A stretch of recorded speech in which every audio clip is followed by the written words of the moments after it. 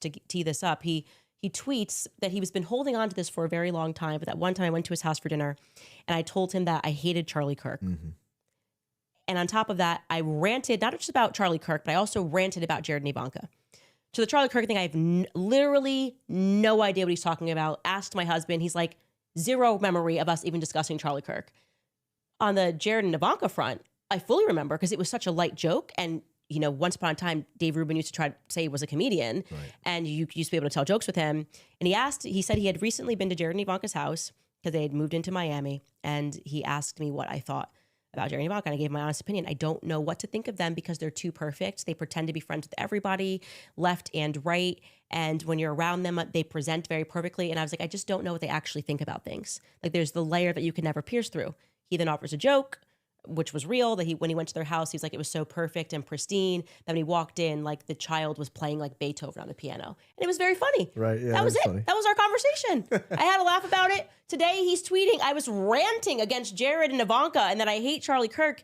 And he was the original person that was upset when I said genocide is always wrong. So it was like Dave Rubin replied and was like, how could you say this? How could you make this statement?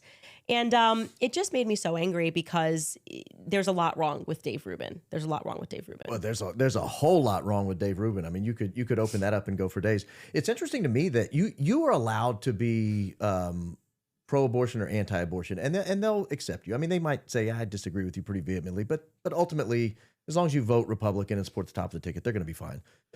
You can disagree on tax cuts. You can disagree on a lot of foreign policy. But you cannot disagree on the Israel issue. You just cannot.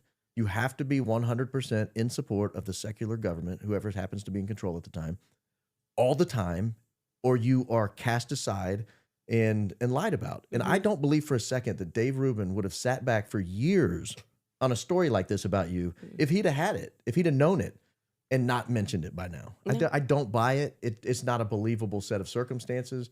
And the fact that he thinks other people will buy it shows that he knows people just hate you and will believe anything someone says negative about you. And they're just running out of things to say. Yeah. That's also what it shows is you're going to a friendly dinner where you tossed a joke about Ivanka's kids. No, I have nothing bad to say about Jared and Ivanka. Like I said to him, they've always been very nice to me. I don't know what they actually believe. Like they're just perfect and everybody is supposed to like them. But also Jared was running the White House for 4 years. I've said this stuff on my show, but to represent it and reintroduce it like it's something bad is what's wrong. And I do want to say this because then he posted a picture of me this is how nasty he's being. He posts a picture of me and him, and he says, and as long as we are doing this, here we are at Peter Thiel's house in LA. Strangely, she never mentioned to me that he was a humanoid cyborg. And so the idea here is she's trying to make it seem like I'm a fraud because I've spoken about Peter Thiel, and I don't remember what year this is. This is, I do know, remember, actually, it was 2018, because this was the trip when I went to go see Kanye.